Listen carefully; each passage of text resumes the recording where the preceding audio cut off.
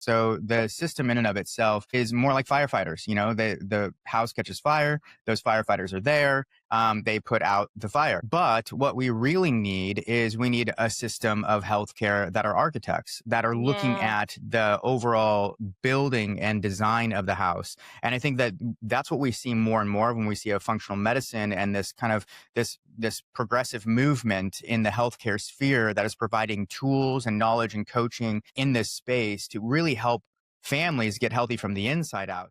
Welcome to Take Back My Brain with Laurie Hammer, where real healing starts in the brain.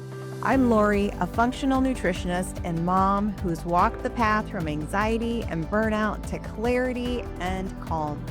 Each week, we're going to dive into brain-based tools like amino acid therapy, gut health, fasting, and faith to help you reclaim your energy, emotions, and sense of self.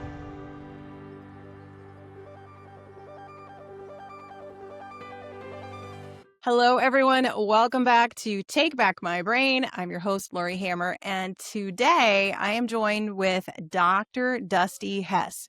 He is a functional medicine doctor, the founder of Upstream Health, and the publisher of Upstream magazines. And I'm so excited about this conversation because Dusty is helping Christian families realign their health with God's design. So he's blending faith and functional medicine. And also what we're going to dive in today is cultural awareness to expose what's really keeping the family sick, distracted, and divided. So you're going to love this. So I want you to make sure that you listen to the end because we're going to have some great conversation here today because we're going to talk about the cultural war on health and why our society's health crisis begins long before that root cause, everything about the root cause lately. Well, let's talk about what the root of the root cause is today. So Dusty, welcome to the podcast. Thank you so much, Laurie. It's so great to be here. I just absolutely love your podcast and your voice and just the way that you communicate things and you get so down into the detail.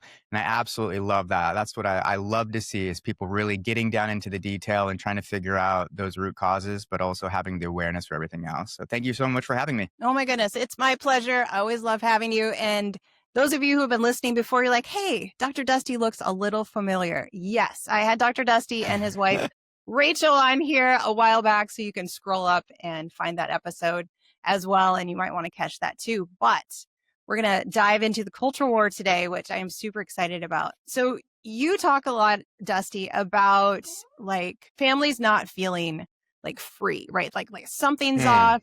There's anxiousness, just kind of like as a family vibration or whatever you want to call it. And then the family just doesn't feel well. And then we're kind of like bouncing from thing to thing, trying to fix those things. But there's such a bigger issue there going on. Yeah, I'd say, as we travel across the country and I give talks at different churches and different places, I just see families just really frustrated with health.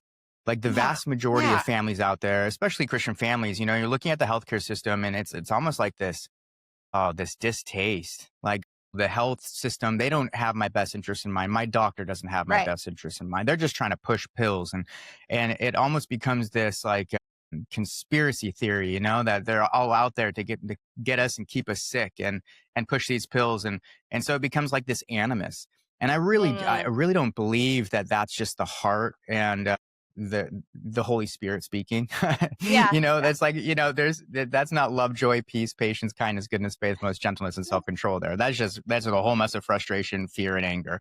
And so we have to figure out, like as Christian families, like why is that? And we had to define it and understand it. And so I really try to get to this point with Christian families, Laurie, that we could be able to unpack this and understand. If we can define things, then we can be able to understand what's for us and what's not for us, and then we can be able to honor God's original design through that. So that's the frustration that I'm hearing from families first and foremost. Are you feeling like you're actually getting that same kind of temperature gauge when you talk with people and talk with families? Oh, yeah, all the time. And the majority of my audience would be Christian as well, right? And so I have these families that are like, we're doing all the right things. And you talk to them and they really are doing all the right things. They're eating pretty decent.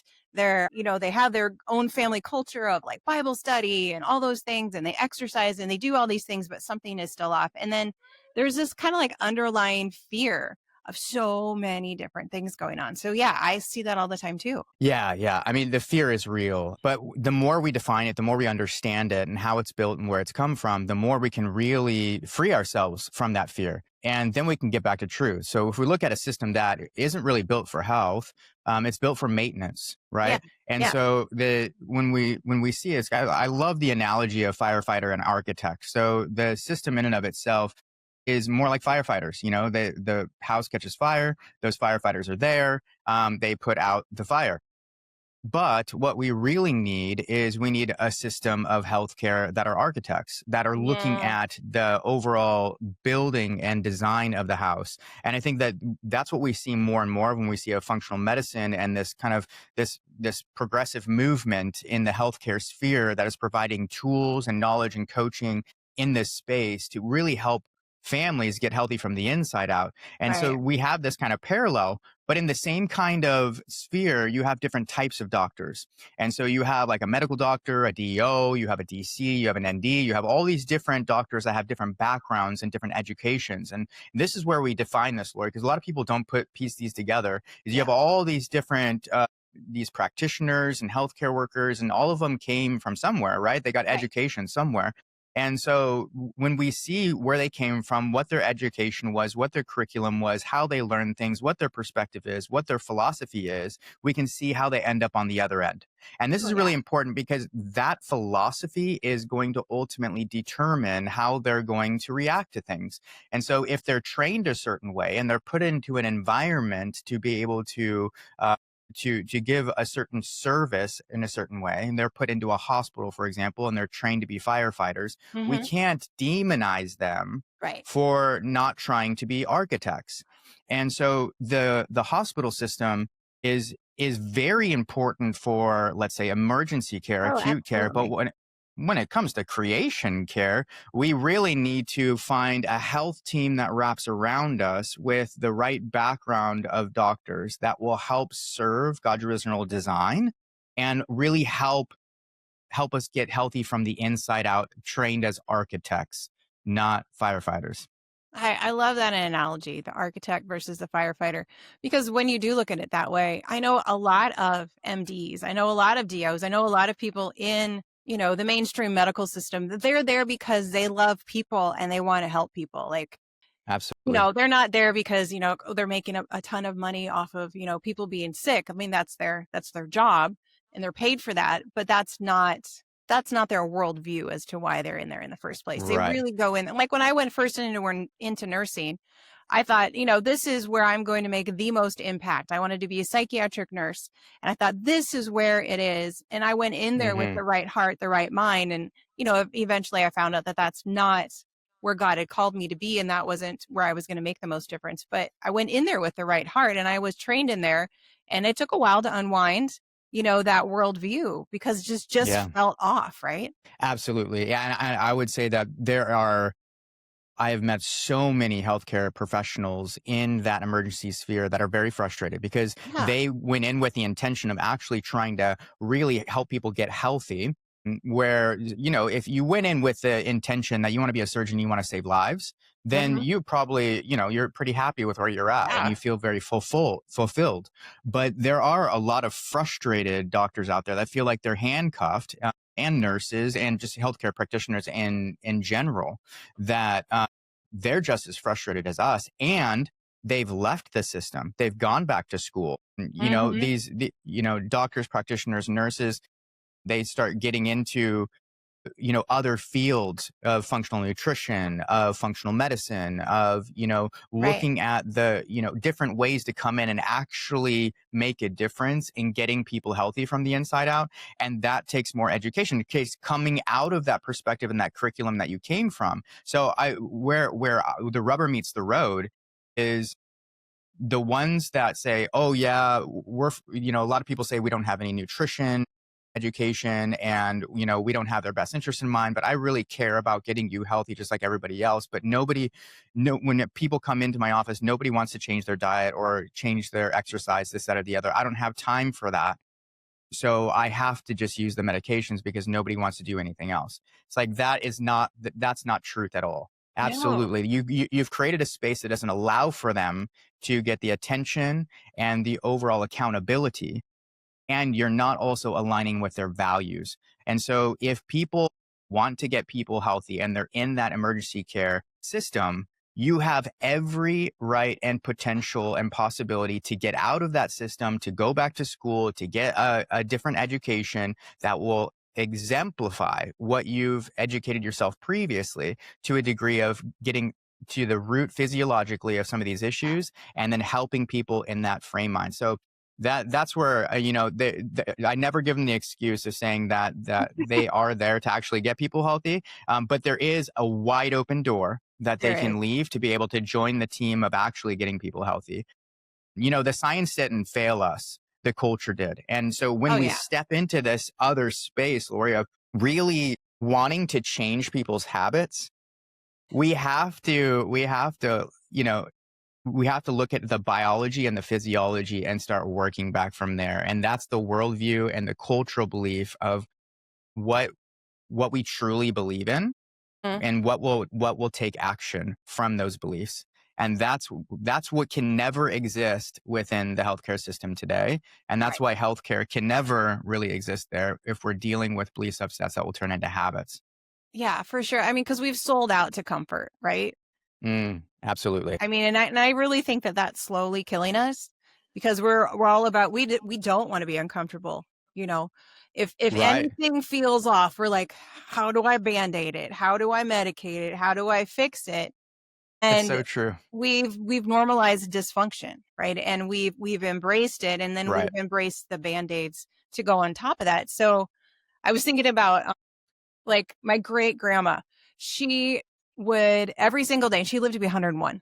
And I mean, she would go to the doc every now and then, right? But she had 2 teaspoons of her homemade brandy every single day in hot water. And she thought that kept everything away. Like her worldview was, she ate large, she ate sugar, she ate, she you look back and you're like, okay, it wasn't super healthy, but it was pretty healthy, right? I mean, her foundation was really, really good. And she had her brandy every day. And, she made her dumplings and all those kind of things. And she was just content and happy with life. And I feel like Yeah, we've lost the simple, content worldview. We're so driven, absolutely. driven, driven, and we weren't created for that. Absolutely. And you think about back in her time, what were hospitals like back then? Like, what was the overall responsibility of health on the individual versus the health on the system? We're responsible for your health. Absolutely. And hospitals, I mean, think about, sometimes we're like, frogs that were being boiled alive and just Right. really slowly. But if we think back, the first hospitals emerged really in the fourth century. Mm-hmm. Funded and Oh, staffed yeah. by monks and nuns. Like these were people that were just passionate about helping others. The Council of Nicaea in 325, it was like bishops, but established hospitals in every city with a Yeah. cathedral. Like we had healthcare was in direct alignment with the church because it was service to the community, Right. right? And It if you was had a it was broken leg providing or if you care. had tuberculosis, if you had something like that, that's what they were dealing with. Absolutely. They weren't micromanaging comfort. Yeah. So when that's totally saying changed within the modern healthcare system, it really grew out of Christian charity, and it turned Yeah. into more of like a corporate profit model. Now 90% of hospitals in the US, at some point in time were church run, but now we're only dealing with 15%. And now we're dealing with insurance and insurance driven systems. And that in and of itself, funded by the government and other aspects, just it doesn't service, it turns into this capitalistic model that Mhm. really forces down a non-service to people's ailments, and really there's no rehabilitation whatsoever. There's no cultural call you higher, you're responsible for your health, come in here when you're broken, but then go out and service yourself. And that's where it really breaks down. The history lessons like that, if we can Mhm. go back to design and then Yeah. walk back, let's never settle for what today offers. We have to keep an open mind, and that leadership to drive us back to God's original design. Yep. That leadership is the leadership of healthcare. And that's what we're totally missing. So many people are focused on what they can't control, Mm. and they're being sold something for that versus focusing on what they can control, like their movement, their relationships, their family communication, their what they put on their plate, how they move their bodies, their emotional health, all of Mhm. these things, their community, all of these things that they can focus on, they glaze over and focus on the things that they can't. And that's the leadership that we need in healthcare. Absolutely. Why do you think that is? Because if we're focusing on movement, we're focusing on communication, our family culture, it takes a lot Yeah. more work than if we're focusing on something that we can't control. Because there's something we Yeah. can't control. We'll whatever it might be, they're spraying our skies or whatever. We can't control that, right? And we can talk about that. We can, Right. we can go down that whole rabbit hole, but there's nothing that I can do about that today.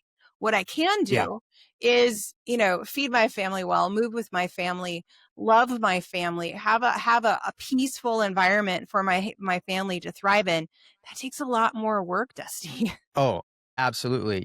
What I always said, when I was living over in Norway, there was somebody that was telling me that, look at this craziness down in Africa where there's no laws and there's no Mhm. democracy and there's no nothing. And there is this sense of, oh, wow, look at Norway with the sense of laws and order and what we have here. And I turned to him, I said, yeah, in places that have a lot more freedom, there's a lot more responsibility. Yeah.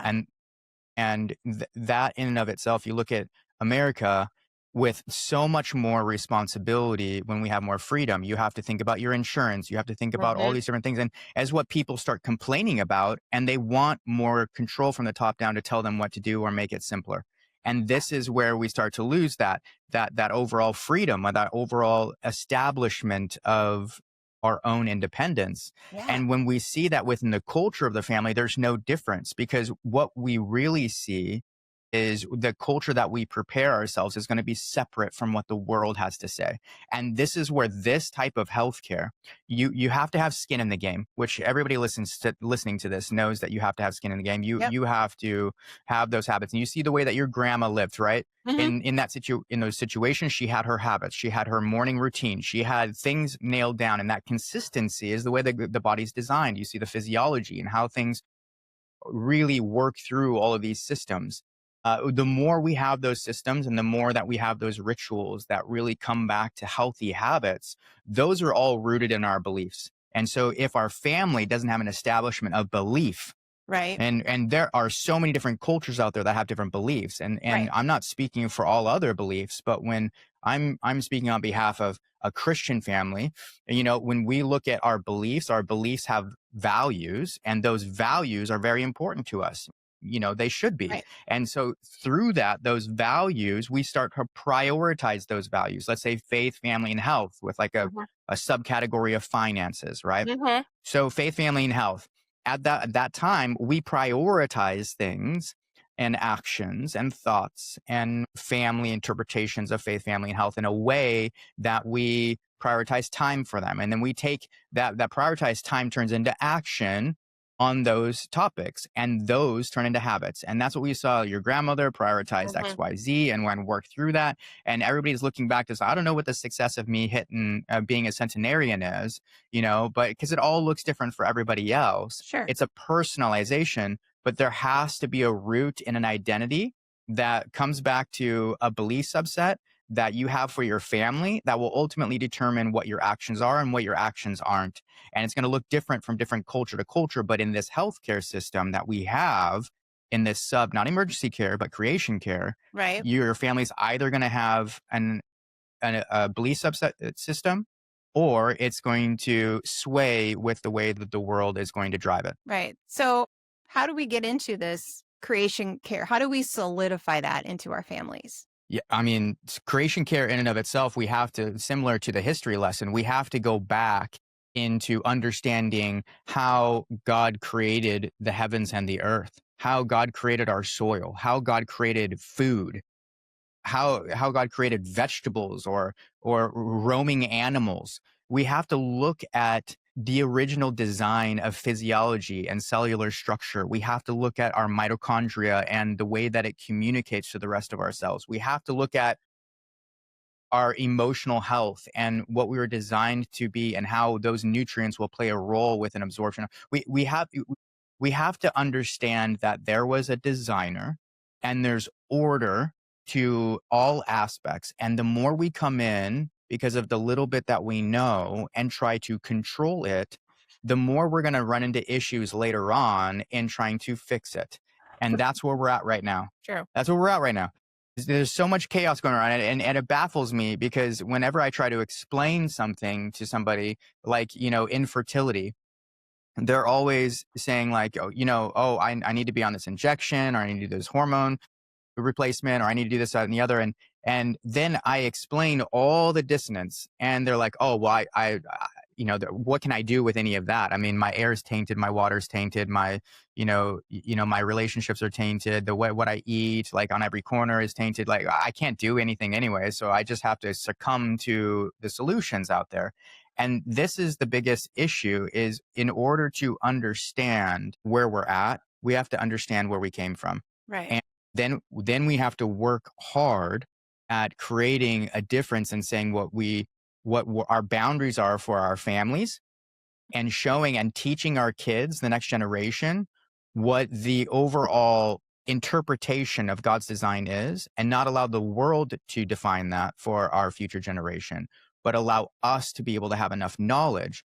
And you're going to have that leadership to be able to say, this is not of God's design. You understand these peptides have this, and help educate and understand that what the world is trying to do is control and at times manipulate.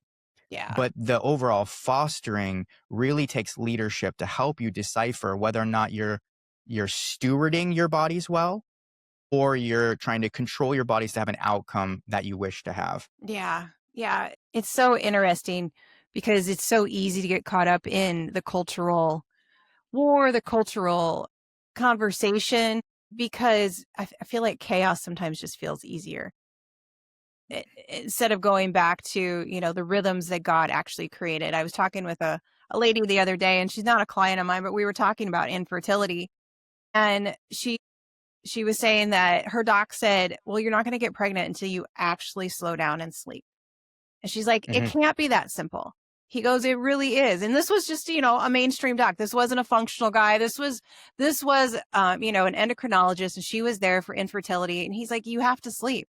She's a very driven woman. She slept like 6 hours a night. He's like, let's start by sleeping more first.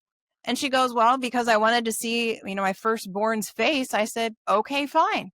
And so she started sleeping 8 hours a night and just started just basic general care, got better for herself, and she got pregnant. Hey, friend, just a quick break to remind you, if calming your brain is the missing piece in your practice or in your home, my Mind Thrive certification course teaches you exactly how to do that with targeted amino acid therapy. So it's real science, real results, no Band-Aids.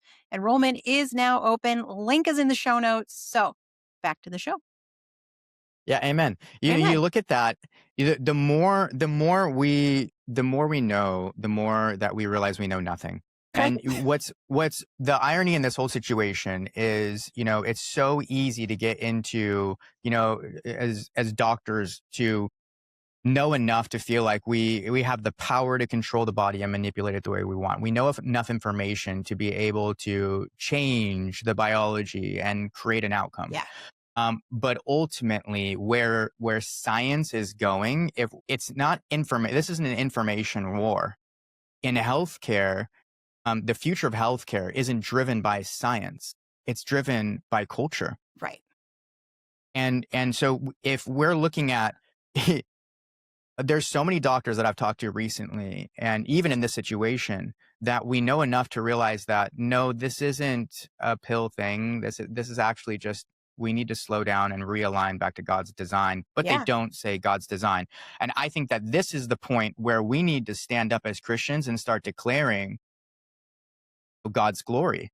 Yeah. And because we've gone so far, it's gone full circle now. We know so much to realize that we know nothing. And then now we come back to declare God's design beautiful. Yeah. And instead of giving that woman a pill or progesterone injections, what we're doing is telling her to slow down and sleep. And that's God's design for life and rhythm, right? Light and dark, work and rest, feast and fast, community and solitude. Let's get back to God's design. But while we do it, why don't we give him the glory that he deserves? Amen. Like that, Yeah. Trying to blame it on XYZ, or trying to call it sapien care or different things like that. No, it's time to declare God's glory, and it's time to bring healthcare back to his design. And then when we realign that, people start getting pregnant again. People lose their anxiety and their depression. Yeah. People, their families stay together. They nurture, their next generations are healthy. Because right now, Christian families, their future is dismal at best. I Yeah. mean, we're looking at multi generations of sickness and decay. And I know that this does not have to be like a doom and gloom talk, Right. but if we don't start focusing in on our values of faith, family, and health, and realizing what the system has for us and what it doesn't, and we define it in a way to help us have the awareness to change our perspective and our boundaries and start changing the way we communicate to our kids about what Yeah. they put in their bodies, what they put around their bodies, and what they put on their bodies. And that includes mental, emotional health. It includes Yep. relationships. It includes talking about sex and talking about different things that if we don't define it, the world The will. world will. And this will determine what our transgenerational health will look like, Laurie. And this is why this talk is so important, because Yeah. it gets brushed under the rug over and over again. We need to come back to this topic to be able to, and every culture is going to be different. I'm not going to Yeah. speak to everybody, but whatever your culture is, align with that and fight back against what the world has to offer. I love it. Let's dive into some of those rhythms that we're bringing up. Yeah. What are some of those rhythms that God designed that we can start implementing as a family? Yeah. So you think about when waking up in the morning. What is your morning routine? Is it chaos? Does it have order to it? When we're stepping into this type of healthcare, talk about the gal that got pregnant or that was trying to get pregnant, and the doctor told her to slow down and sleep. When we sleep and we come back into that normal rhythm, our hormones regulate. Yeah. Our circadian rhythms lock in. We have our normal cortisol awakening response.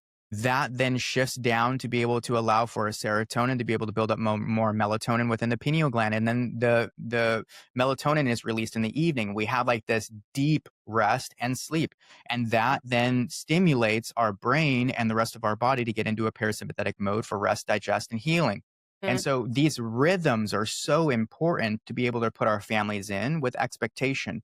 And I think that this is one area that it can get really sensitive and really challenging. I see a lot of parents, and I'm not going to get on this topic and go into it, but we just got to be careful about with sleep training or not sleep training or all of these different things. We just have to at least do our best to stay healthy. Right. And what I've seen is that in this search of health, that it's like all or none in one direction. And then all of a sudden, like, we are sacrificing our sleep because of mental health for our kids. And next thing you know, it's like there's a catastrophe on mom and dad can't sleep because, well, they got to get up and they got to take care of so-and-so and so-and-so. And then they break down, and then their hormones are off, and then their hair starts to fall out, and their thyroid starts to get lumps, and they start to feel pain, and then cancer starts to show up, and they're wondering, oh, woe is me. There has to be awareness in all facets, and those rhythms need to be honored back to God's original design to allow for things to function optimally. And that leadership is so important to be able to step in and say, hey, sleep is important. That's a great rhythm. Hydration is important. That's a great rhythm. Making sure that you have a proper, well-rounded whole food diet that allows for the nutrients to come in, magnesium, sodium, potassium, all the things, that zinc, that allows for the balance out, making sure that you have your amino acids and the diversity of your amino acids, the attack on beef and a lot of other proteins out there, and what that looks like. And when we start to come down into the basic principles of creating that alignment and rhythms around those alignment, then it doesn't feel like a chore. It just feels like health, just feels like normalcy. It's like we're eating beef or that was designed to be eaten, not manufactured and stuffed up and gotten fat with a whole mess of omega-6s from corn or soy.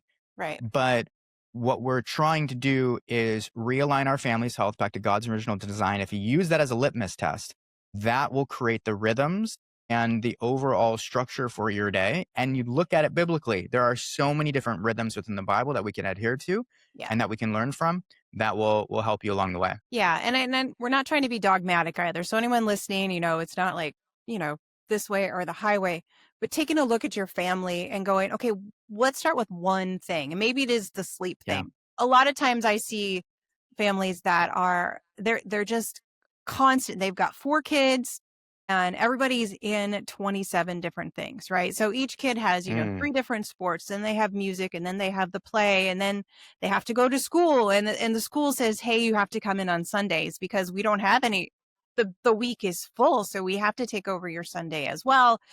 And we're so afraid. We have this FOMO generation of fear, fear of missing out. Like our kids are just not going to experience much at all if we don't let them try everything. And I know in our family culture, we had definite things that the kids got to do. And sometimes it did feel a little overwhelming or maybe a little busy, but it wasn't. I think that's just life. Like sometimes it just, there's a ton of stuff going on depending on, Mm. the season of life that you're in. Uh, but we have to step back and take a look and go, is this really worth it? Is it Yeah. really, really worth it that we're spending Yeah. every single weekend, at a tournament or even in our life, a horse show? How many Yeah. horse shows do we really, really need to do? Right. And are we sacrificing our life? Like our biology, and I know you've said this before, is like wired in Mm. Eden, right? And Yeah. Yeah. we're such an Amazon Prime It's so culture true. right now. We're such a, Chick-fil-A culture. And I always tell people, Christian chicken is still toxic.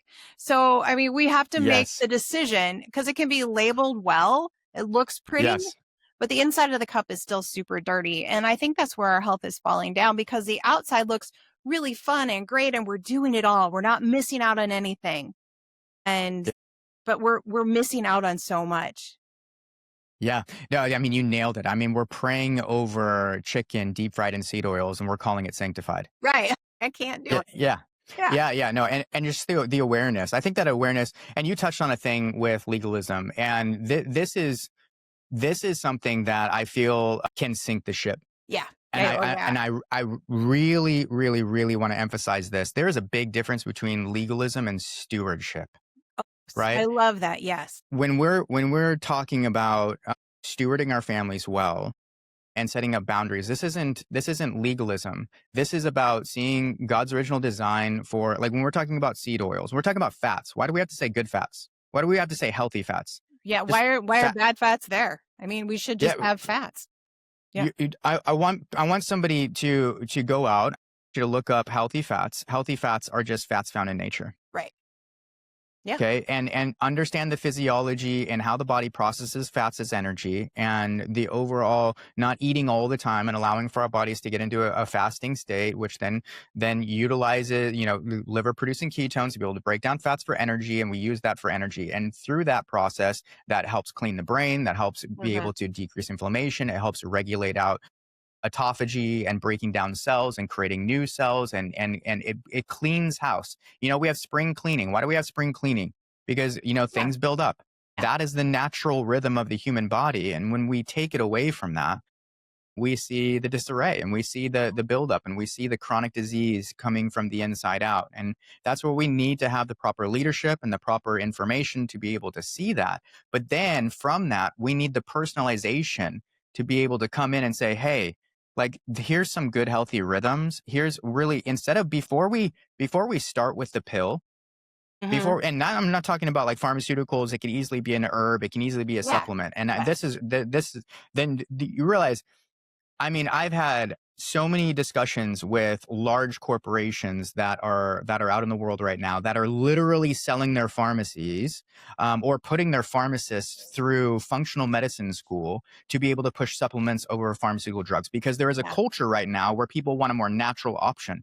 But let me warn you, there is no difference in Mhm. taking an herb for an ill or a pill for an ill. Yeah. That you have to be able to still take the responsibility of stewarding your body well. And this is the same topic that I find all the time with this topic of legalism or stewardship is is, oh no, like I break down and I'm praying for my body to heal.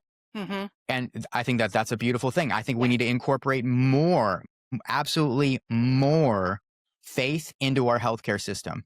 Yes. And because of the church has been hijacked by institutions and the overall insurance companies, this, that, and the other, and all the faith has left the church, we need to start bringing health back to church. Yes. But through that process, when cancer arrives, when these different things arise, and we start praying for health, we need to realize there's a responsibility of stewardship.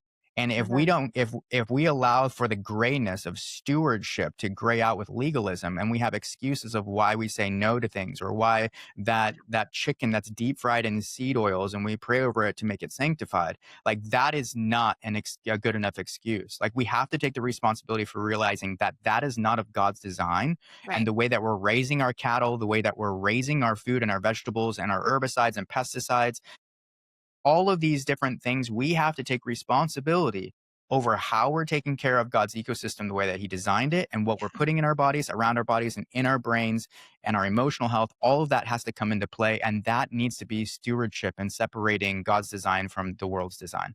Absolutely. Because we've allowed the government, because we've taken a step back as the church and allowed the government to shape that culture, to shape what Hmm. our health is supposed to look like. The food pyramid and putting fluoride in the water. All those kind of things. Like we're doing all of this for you. And there was a generation that stood back and said, okay, yeah, that's great, because I don't want to deal with this. We came out of World War II and we need somebody to take care of things because everything was such a mess. And we've like dove deeper even into that, I Hmm. feel like right now, because we're on such a mission all the Yeah. time, and that mission keeps us so distracted, and so then we just abdicate.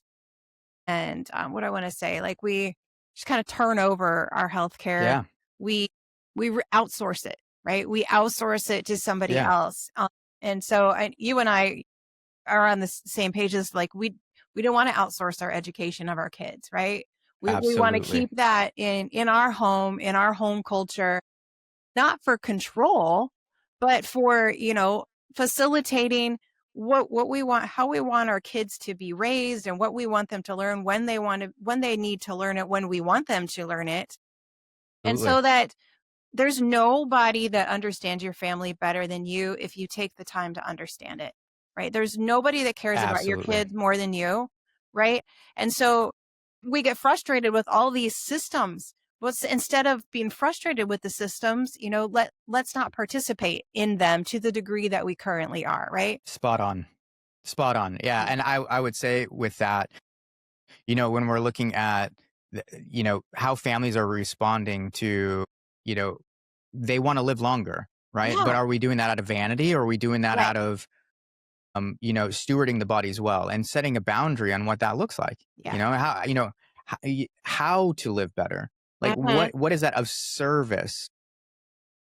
And that is, we're measuring success by survival, not stewardship. Oh, that's so good. Yeah. And stewardship, I mean, it is so important. My husband's going to have a knee replacement soon, right?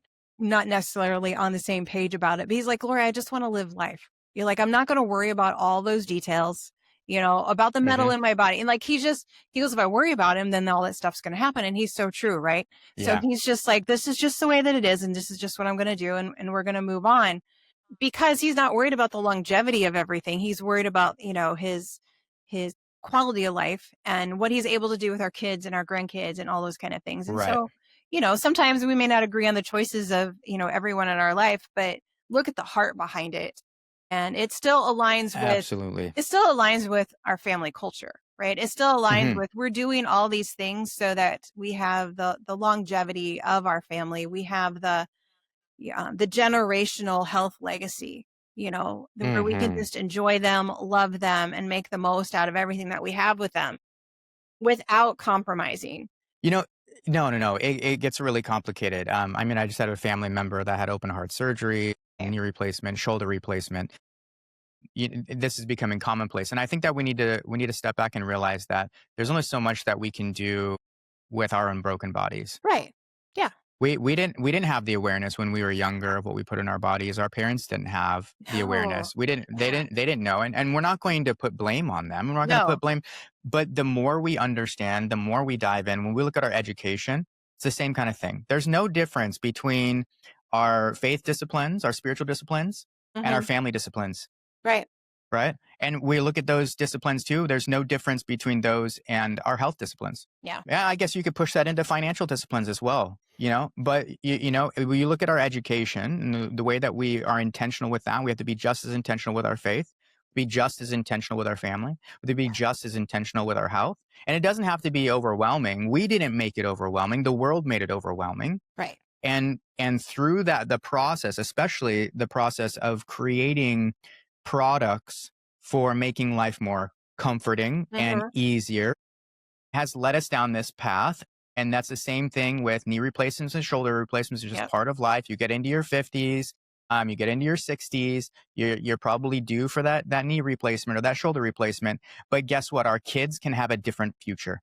Mm. And this is where we're seeing the loudest voices, Yeah. is we're seeing younger kids that are seeing their parents break down and they're saying, no, I don't want to be that when Yep. I get older. And irregardless whether or not their parents are helping them understand that and leading out of empathy and humility to be able to say, hey, what I did in my past, I can't change. But let me tell you what I've learned and what I would do differently and how I can better lead you and lead you up in a way that you shall go that will allow for your Hmm. next steps to look brighter than mine. And that selflessness and the ability to see where the world is going and what they're doing to all of the different aspects of God's design, that will ultimately lead to their children to have a better life forward. But it might mean that their children will have to say no to what other family members or Yeah. friends or community are doing or saying. Yep. And we have to be able to raise them up in a way to have that resiliency and that boldness to be able to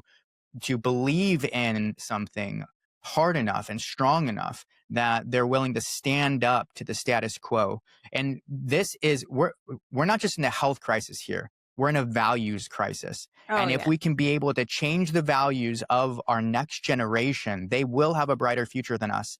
And we see this, I don't want to necessarily jump topics here, but, if we look at fertility, I mean, we mentioned Mm. this previously. This is a perfect example of how God's design is truly breaking down. And this Yeah. is a sensitive topic for a lot of people. It But is dusty. Yeah. oh my goodness. But Laurie, of all topics, this is probably one of them that I'm super passionate about because you Hmm. think about all with as far as what we value, faith, family, and health within the Christian community, we want to have kids, and yet Yeah. other people don't really care about kids. And it's like, the healthcare is abortion and it's a human Hmm. right like that.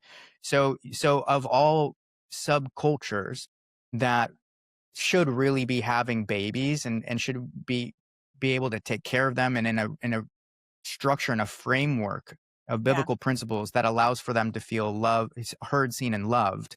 I mean, they should be having kids. Yeah. And the problem is that the church is not participating in healthcare anymore. Yeah. They have Not at all. literally they have Yep. excised health from the congregation because it's the devil has come in and said, oh, that's legalism. You Mm. can't talk about that because people are frustrated with their weight or this, that, or the other. And it's become very vanity driven and they can't lose weight. They've tried all the diets, they tried everything else. And nobody is leading them in a way that helps them understand their body's physiology in the way that God's designed them. And they don't have any leadership within stewardship. This topic of infertility, we have to get into the details. And when we start to see a topic like infertility and we help people understand God's design with it, then we can really understand how far we've strayed. And then families can really start to come back to their foundation of belief subset and see the impact that it will have on the next generation. Because if you don't get there now, it will never be there. We're talking about not your kids, not Yeah. our kids, but our Yeah. kids' It's kids, kids. Yeah. kids Yeah. that we're affecting. Yeah. For sure. So let's dive in a little bit about fertility because a lot of people think, well, it's just genetics. And but really it's environmental. It's our behaviors. It's the lack of the rhythm. It's the lack of the discipline. It's the lack of the stewardship because we haven't been taught it, right? I meet with a lot of women. That's mainly who I meet with, and I have a Mm, handful all the time. They want to come in, they want to get pregnant, and what do? We talk about we talk about their rhythms, right? mm. We might do some Amen. testing. We might, start on, we work on the things that they might be deficient in, but we're not trying to mimic, what they would receive from the doctor. We're trying just to fix the deficiencies to boost their body up and then fix the rhythm so they don't need all the supplementation, so they don't need all of those Right. things. Let's fix their omega balance. Let's get out the plastics. We Yeah. weren't designed to live with plastic. I mean, plastic wasn't in the Garden of Eden. It's convenient, but there's definitely things that you have control over there. Stop drinking out of plastic water bottles, don't use plastic Yeah. for your food, you know, all those kind of things. We're so focused on recycling and saving the world and all those kind of things. But if we Yeah. took another step back, right, and we looked at like, why do we even need to recycle? Why do we even need, X, Mm. Y, and Z? And like, worked on that positioning, and then we would, we'd be a step further. It's kind of the root of the root, like we were talking about at the beginning. But to kind of dive into the infertility, what are some things that we really need to pay attention to that we've lost the rhythm for? First, I would say it's very easy to take a victim mindset here. It's Right. very easy to also be put into a position where people feel like they're broken and or they're just frustrated, like, why me? Yeah. You know? Yeah. Like some people don't have to try at all. They just do and they get pregnant. And then other people, it's like we try really hard, we really want to have kids and we can't. And just understand that this isn't like a victim mindset. It's just it doesn't exist here. We have to really what all of what we're about, what I'm about to talk about. It's going to feel like, oh my goodness, Yeah. like overwhelming. Yeah. And what I want to preface before I go into this is everything that I'm about to go through. The reason why we go through it because we have to go down to see the beautiful, very detailed, organized design of God's hand in every aspect of our lives. And so the more we try to control and the more we have environmental behavior and lifestyle shifts, the more we have different products that can cause a lot of different Yeah. issues within our body and around our body and relationship issues and this, that, or the other, realize that we have to go down to figure out what that's caused and then Hmm. walk it back. So as we describe it, we're describing, oh my goodness, like all these different things. So I, but I want people that are listening that might have fertility issues and just say, wow, wow. Like God's design is so amazing Right. and it's beautiful. And when we start to realign that, a lot of these things start to come back into normal rhythms, like we've always talked about, and things start to detox, things start to balance out. We have to have the awareness. And some people, since we haven't had the intentionality, have gone so far that there might need to be intervention. Right. There might need to be supplementation or different Right. things because Yeah. we've gone downstream so far. But if we can get upstream and start seeing how these things are affecting us, then we can be able to have power over it. And this is where I think that before I get into this is like, I want you to feel powerful. I want people to feel powerful. I want people to feel like we're in relationship with the creator of the universe and of all physiology and of all creation and all everything. This is creation care. When we get back to his original design, we see the masterful design. Yeah. And we should feel empowered by that. We shouldn't feel broken and that we need to intervene. What we should see is how we've become broken because of our environmental behavior, lifestyle, comfort crisis that we have. And then we can be able to declare, no, I will not participate in that. I will not participate in that. I will steward it Hmm. well. And then you can start to reap the benefits. And hopefully we catch it early enough that it doesn't need that intervention. And we can start to be really surprised and in awe at how much God's physiology can adapt when we Yeah. actually start to steward it well. So, yeah, I hope that aligns. But Yeah. just kind of, and I don't want to do too much in here because it can feel really defeating. But if we look at, like you were talking about, the plastics, and we look at pesticides and Hmm. synthetic chemicals, like all of these things, they distort our hormones when we don't sleep well, and we're staying up late at night, or we're on screens, and those blue lights are Yep. creating circadian rhythm issues. Like all of these can disrupt our endocrine system, and that in and of itself will disrupt your estrogen production, your progesterone production. It will disrupt your overall hormone binding receptors, and it will create dissonance within the system to allow for your period and egg production, as well as testosterone from men, not just females. We're Right. talking about males. Males, We're sperm talking about count. a sperm pound going down 1% per year since the 70s. It's crazy. It's down over 50% in 50 years. Yeah. 50 years. You take somebody that's 50 years old, when they were born, sperm count was up by 50%. So we're not just talking about females here. We're talking about across the board human physiology. God's design is totally disrupted. We Right. look at nutrient deficiency. We look at our soil, the way that our soil used to be rich in zinc and magnesium and a lot of the different things that were necessary for sperm Hmm. motility and overall immune health. Our diet is calorie rich, but it's micronutrient poor, Yeah. and we have to be able to look at things like selenium, omega-3s, and fiber, and diversification to allow. And we don't have to think hard about this stuff. No, we Like it don't. doesn't.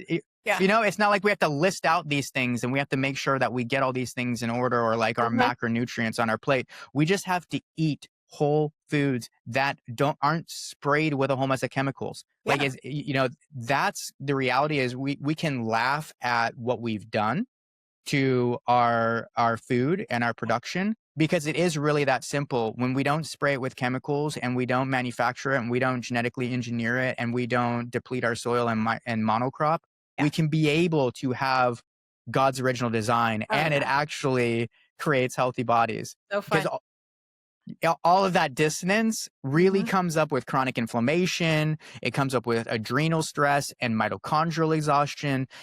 And it's all fueled by process of food, stress, sleep disruption.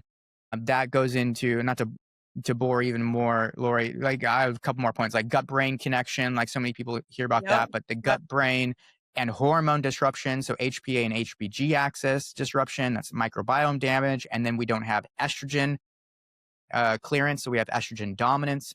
And then you look at epigenetic silencing. And this is an attack, even that with peptides as well, that so Yeah. many people are hearing about these days. Is like, oh, well, I was born with these genes. No, it's how we surround them, how we bathe them. God doesn't create junk. God didn't Mm. create something that's just there, that's broken Yep. initially. It's looking at how those genes express themselves. What are we bathing them in? What's our environment? And as we add all of these different things that I've talked about, those genes will express themselves in an unhealthy way, and then we're Mhm. more predisposed for a breakdown. The devil is in the details. The devil can't create anything new. He's not going to Right. create genetics. The devil can't do that. What the devil can do is he can take genetics and he can layer it with a little bit of like, I can change it. When you become unhealthy and you start to do XYZ, I'm just going to allow for this to express itself, and it will be able to cause dissonance. He's done that in every Yep. aspect. He can't change agriculture, but he can change how they're fed. Yeah. He can change how the manipulation of the finances of how people will get paid better if they weigh more. Hmm. All of that will play a role. So the devil's in the details. It's not, you weren't born with bad genes, or you weren't born with, you know, not being able to be fertile, in a sense that you just have to allow for your genes to be bathed in an environment that will allow for the expression and the healthy expression of turning on the good ones, turning off the bad ones. Right. We have to remember that everything is connected. It's all woven together.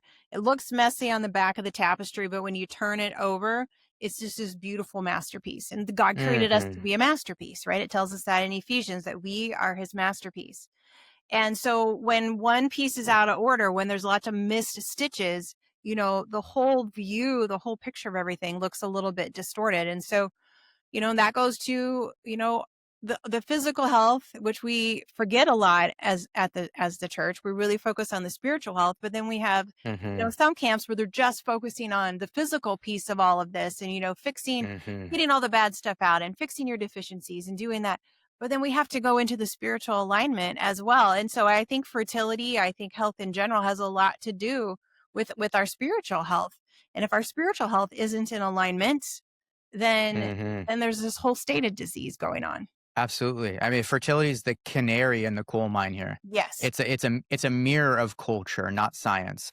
It doesn't if we look at infertility as the hero of infertility is this modern medicine that comes in to inject progesterone into your back end. Like Mhm. that is not the hero. No. The hero is the awareness of the culture that says no to things and removes things and doesn't add things. It removes things. It says, oh wow, we're going to connect as a family and we're going to slow down at least one day a week Mhm. and we're going to be able to have that connection.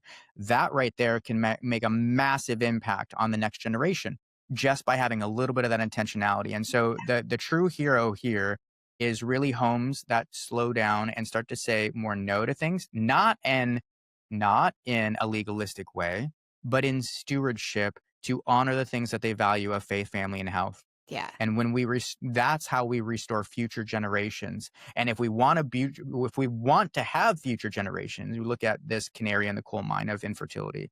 Then we have to start saying no to things. We have to start bathing our genes with things that are going to allow for and are women that are what is being crossed across that placenta. What Mhm. are you nourishing that body with?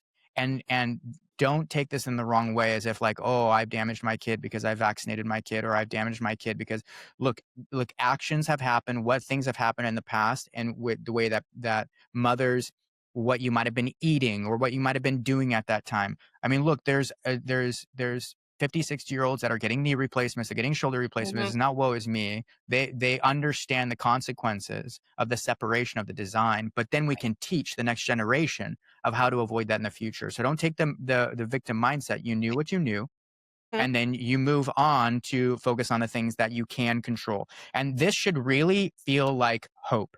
It shouldn't feel like oh my goodness, we're just so broken. Everything from our air to our food to our soil to everything is just broken and there's just no hope. No, we should feel like, wow, we have the awareness. Yep. We know what to do. We can have the leadership now that will align with our culture, that will align with our values, and that direction will allow us for a better future and hope for the future. Our next generations can be, I truly believe, Laurie, that the healthiest, most productive, most vitalistic, and powerful families this side of eternity should be Christian families. Yeah.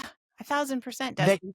Yeah. they're going to change the world, but Mhm. they have to have another generation. Yes. They have to be able to produce. They have to be able to honor what they have now so that their two generations ahead are going to have a better. We're going to have four generations before we really see the turnaround of the church. Yeah. And if the church doesn't invite health back into the pews, then we're going to have a massive issue with having children or even having a church in the future. Yeah. And well, I think we're so focused on, this is the end times, this is the end times, this is the end times. Okay, fine. And he's coming back for a glorious church. The word tells us Hmm. that he is coming back for a glorious church. And I firmly believe it's a healthy church. You can't have glory if you're not healthy, right? Body, mind, and spirit. And so when, Amen. when we're thinking about this culture war, we keep saying, don't go into the doomsday, don't go into this. And it's because Mm-mm. he's coming back for that glorious church. He's coming back because the church is thriving and the impact is affecting generations, and there's still going to be people saved in the end times and all those kind of things. And so right now, like, all of Mm. you adults listening right now, this is the generation that is we have to, what I want to say, the vision begins at home, right? We're teaching our Yes. children, it's spreading out. I always talk about the ripple effect. I talk to a lot of moms. They're like, you are the heart of the home, right?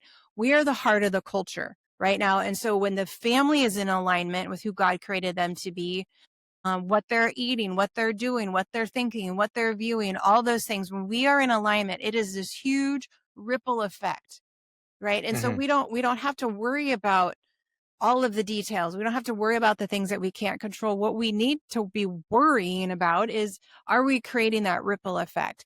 What does our family look like? And when, Yeah. a lot of people people come into our house, they're like, I just want to stay here. Can we just move in with you for a little bit? It's because it's peaceful, right? We've got good food. I pray over them when they come see me, all those kind of things. But it's Yeah. because there's a peaceful feeling.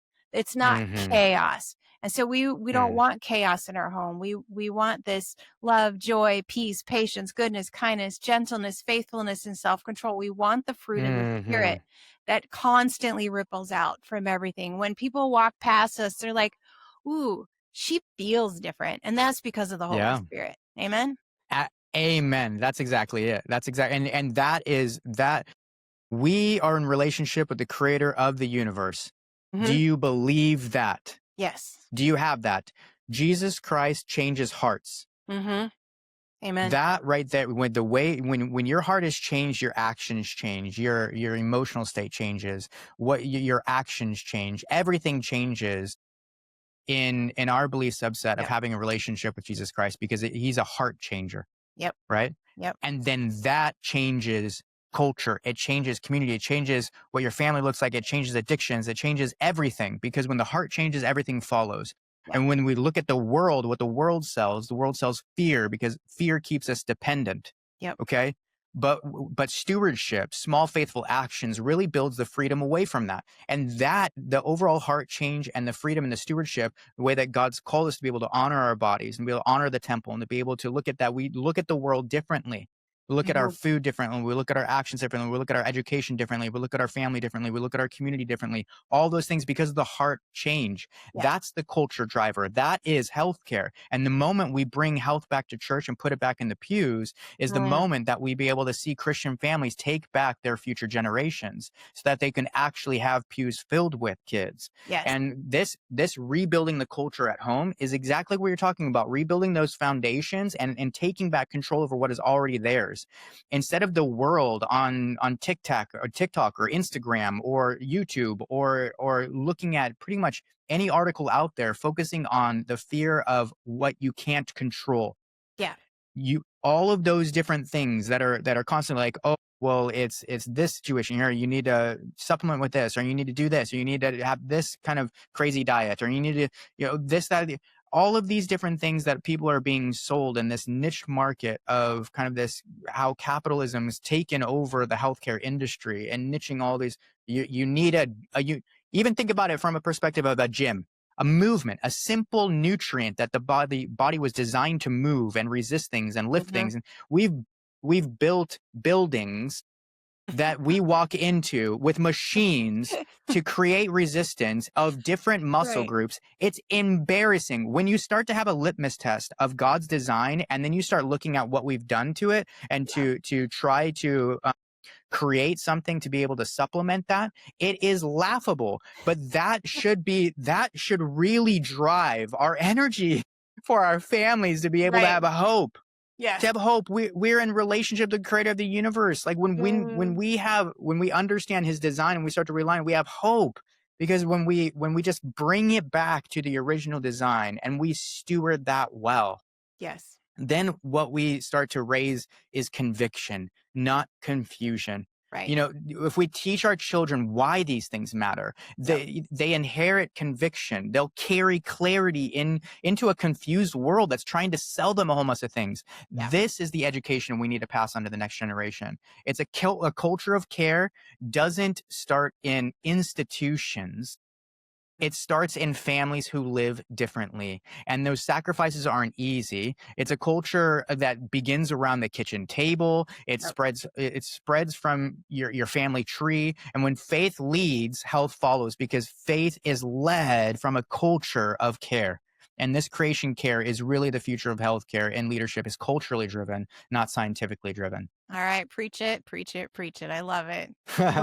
So good, Dusty. This hopefully everyone is thinking this is eye-opening. This is amazing. Is there anything that you want to leave the audience with? Oh, yeah, no, absolutely. You get me going, and next thing you know, it's like I'm rolling down a hill and I'm a snowball, and I'm just Right. getting, Yeah, so, me too. but, I'm just super, this topic, especially of any other topic, I'm just super passionate about because it just breaks my heart when there's another Christian family that can't get pregnant and have a kid. Yeah. There's another Christian family that's falling apart. That has chronic disease, this, that, and the other, and getting to the root of the root, like you said in the beginning, I think it was a great way that you communicated it. So many people are focused on the things that they can't control, Mhm. and when they have a symptom or they're broken down, and they're looking at how am I broken? What do I need to do to be able to fix it? And it's hard to have a hope. It's like you have a hope because you figured out what's broken and you need to fix it, or what's disconnected rather, and how to reconnect it. Mhm. But what I'd hope that people could leave from this podcast with is really simple. Stop focusing on the things that you can't control and focus on the things that you can control. The things that you can't control, don't allow them to control you. Right. Focus on the things that you can control. Realign your family's health, rhythms, emotional, physical, spiritual health back to God's original design. Focus on the things that you value. Declare what your family is all about and come back into those healthy rhythms. All those things you can control. You could literally wake up in the morning, you set a wake up time, morning time, you set your rhythms. You set like a day where you have family time. You don't get too busy. You can say no to things. You have control over all of that. What you put on your plate, what you purchase. And when you reestablish that and you reestablish your finances to be able to put your finances in things that you truly do value, you notice that it balances out. You will always have the abundance to be able to provide for what you can control. And if you focus on what you can control, you're going to find that you feel more powerful. You feel like you have more control. You feel like you have more availability, and you start to see the fruit of that. And don't allow every item and every product and so many people out there to tell you that here's how you're broken. This is how the things that you can't control. Here's a product for that. You need this colostrum for your gut because your gut is lacking the colostrum. You need the colostrum. Let me tell you about this colostrum. It is amazing.